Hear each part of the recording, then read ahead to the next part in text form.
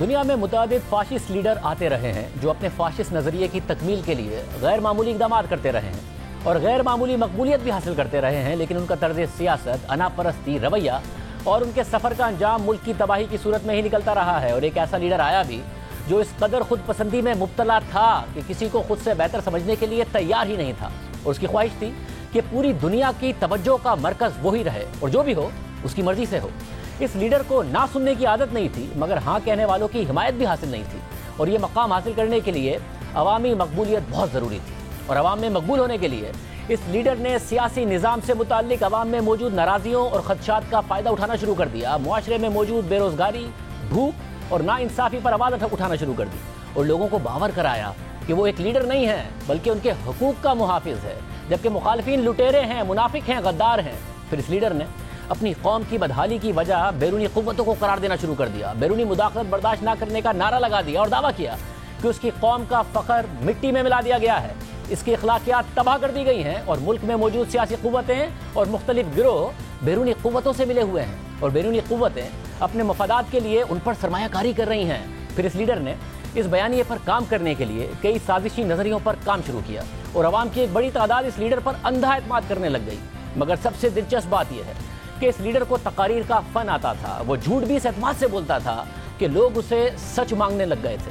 لیکن اس پوری حکمت عملی کے باوجود اس لیڈر کو اقتدار تک پہنچنے کے لیے جو عوامی حمایت کی ضرورت تھی وہ اس کے پاس نہیں تھی، جس کے بعد اس لیڈر نے خود کو مزید عوامی بنانے کے لیے ایک مخصوص لباس پہننا شروع کر دیا، ایک مخصوص اسٹائل اپنا لیا، اور دیکھتے دیکھتے لوگوں میں اس کا اسٹائل ایک فیشن بن گیا۔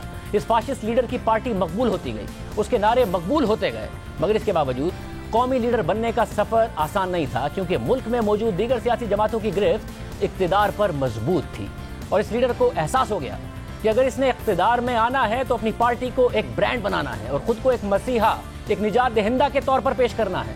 اپنی پارٹی کو ایک برانڈ بنانے کے لیے اس لیڈر نے ایک فورس پر کام کرنا شروع کر دیا جو نوجوانوں اور وفاداروں پر مشتمل تھی، اور وہ اس لیڈر کی ہر بات پر لبیک کہنے پر تیار تھی، بنا یہ سوچے کہ وہ بات صحیح ہے یا غلط۔ اور پھر ہوا بھی یہی، اس لیڈر نے اپنے پیچھے ایک بڑی فورس قائم کر دی اور لوگ اس لیڈر کے حق میں مارچ کرنے لگے۔ وہ لیڈر جو کچھ عرصہ پہلے تک چند سو لوگ مشکل سے اکٹھا کر پاتا تھا، اس نے ہزاروں لوگوں کے مجمع سے خطاب کرنا شروع کر دیا، اور خطاب اور جلسوں کا ایک ایسا انداز اپنایا کہ لوگ اسے نظر انداز نہ کر پائیں۔ اور اسی دوران وہ غریبوں کو یقین دلاتا رہا کہ دولت ایک مخصوص طبقے تک محدود ہے اور اسے اشرافیہ کے ہاتھوں سے نکال کر عوام کی حکمرانی قائم کی جائے گی، روزگار کے مواقع فراہم کیے جائیں گے، یومیہ اجرت کو بڑھایا جائے گا، کسانوں کو ان کی زمین دی جائے گی، انڈسٹری کو بہتر بنایا جائے گا، قوم کی اخلاقیات کو زندہ کیا جائے گا، اس کا کھویا ہوا مقام واپس دلایا جائے گا۔ جس کے بعد اس لیڈر نے ایک ٹیم سلیکٹ کی جس کا مقصد اس کے پیغام کو بغیر کوئی سوال اٹھائے آگے بڑھانا تھا۔ اس ٹیم میں آرگنائزرز شامل تھے جن کا کام پارٹی کے جلسوں اور ریلیوں کے انتظامی معاملات دیکھنا تھا، اور اس ٹیم میں سابق فوجی بھی شامل ہو گئے جن کا کام مخالفین کی آواز کو دبانا تھا۔ پھر اس لیڈر کے ساتھ ملک کے امیر ترین لوگ بھی آ گئے، اور انہوں نے اس لیڈر کو اقتدار میں لانے کے لیے اس پر سرمایہ کاری شروع کر دی، یعنی اس لیڈر کو عوامی حمایت ملنا شروع ہو گئی، سرمایہ کار ملنا شروع ہو گئے، بڑے بڑے صنعت کار اور میڈیا ٹائکونز نے اس لیڈر کے سیاسی مہم کے اخراجات اٹھائے۔ لیکن اس لیڈر کو ایسے لوگوں کی تلاش تھی جو اس لیڈر کے جھوٹ پر مبنی پیغامات کو ایک بیانیہ بنا کر عوام کو ذہن نشین کروا دے، اور پھر اس لیڈر کو ایسے لوگ ملے بھی جنہوں نے وفاداری کا وعدہ کیا اور پروپیگنڈا کرنے کے لیے جدید میڈیا کا استعمال کیا، ایک باقاعدہ نیٹ ورک بنایا، اور اس بات پر اتفاق کیا کہ ہر جلسے میں، ہر تقریر میں ایک ہی بات کو بار بار دہرایا جائے، چاہے وہ جھوٹ ہی کیوں نہ ہو، مگر اس بات پر زور دیا جائے اور بار بار دیا جائے، اتنی بار دہرایا جائے کہ جھوٹا پروپیگنڈا بھی سچ لگنے لگے۔ اور ہوا بھی یہی، دیکھتے دیکھتے ایک ہی قسم کا بیانیہ ذرائع ابلاغ کے مختلف پلیٹ فارمز پر دیا جاتا، جس کی وجہ سے اس لیڈر کے حامی تو کیا، مخالفین کو بھی اس کی باتیں یاد ہو گئیں۔ وہ قرضوں میں ڈوبی ہوئی قوم کو دوبارہ اپنے پاؤں پر کھڑا کرنے کا وعدہ کرتا رہا، دعویٰ کرتا رہا، مگر یہ سب کرنے کے بعد بھی اس لیڈر کو اقتدار نہیں ملا۔ اور ایک دن اس لیڈر نے حکومت کا خاتمہ کرنے کے لیے ملک کی اہم شاہراہوں پر مظاہرہ شروع کر دیا، تشدد کا راستہ اختیار کیا، اور اس کارروائی میں ملک کا ایک نامور فوجی جرنیل بھی اس لیڈر کے ساتھ کھڑا ہو گیا، کیونکہ یہ لیڈر اسے وعدہ کر چکا تھا کہ حکومت کا خاتمہ ہوگا تو وہ اسے ملک کی فوج کا سربراہ بنا دے گا۔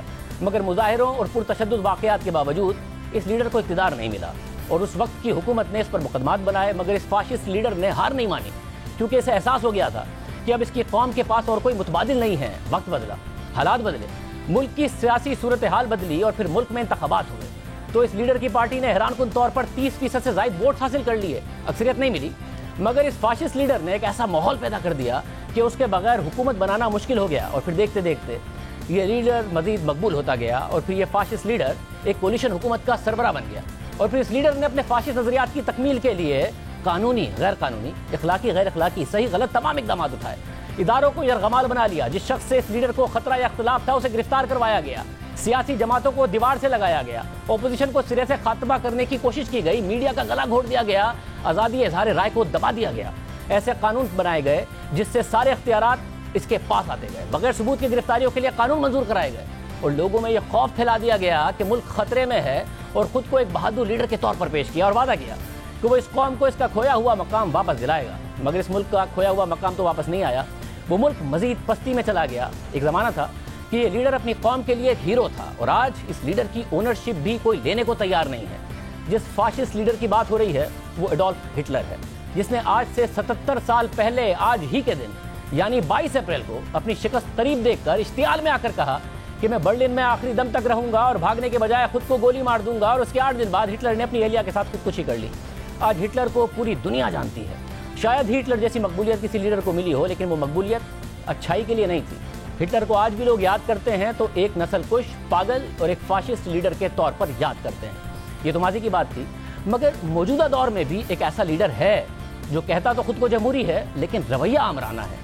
ये लीडर मकबूल नारे लगाकर इक्तिदार में आया, कहा कि वो सबसे पहले अपनी कौम की बात करेगा, दूसरे ममालिक की जंगों में शामिल नहीं होगा, मुल्क को कौमी खसारा खत्म कर देगा, मुखालफिन को जेल में डाल देगा। हर रोज जज्बाती तकारीर और ट्वीट्स करता रहा। इस शख्स ने अपनी पार्टी में आमराना कल्चर पैदा कर दिया। इख्तिलाफ करने की गुंजाइश नहीं थी। इख्तिलाफ करने वालों का मजाक उड़ाया गया या उनके खिलाफ मुहिम चलाई गई। सवाल उठाने वाले मीडिया ग्रुप्स को जानिबदार और झूठा करार दिया गया। उनके सहाफ़ियों का बाइकआउट किया गया। अपनी तकारीर में मीडिया ग्रुप्स का नाम लेकर उन पर इल्जामात आयद किए गए। ये लीडर हर वक्त अपनी बात करता था। इसमें बहुत मैं थी, अना भी बहुत थी। और जब अवाम ने इस लीडर को मौका फराहम किया और वो डिलीवर नहीं कर सका, नतीजतन इस लीडर को शिकस्त का सामना करना पड़ा। वोटिंग के जरिए इस लीडर को निकाल दिया गया, मगर इस लीडर ने शिकस्त मानने से इनकार कर दिया। मुल्क में एक सियासी बहरान पैदा कर दिया। आखिरी वक्त तक कोशिश की कि कोई रास्ता निकल आए ताकि वो इक़्तिदार में रहे, मगर जब कोई रास्ता नहीं निकला तो इस लीडर ने कई इल्जामात आयद किए, एक साजिशी नजरिया ईजाद किया, अवाम को सड़कों पर आने का कहा, अफरा तफरी का माहौल पैदा कर दिया और मुल्क की आज़ादी को बुनियाद बनाकर तमाम गैर आईनी इक़दामात को एक कौमी खिदमत करार दे दिया।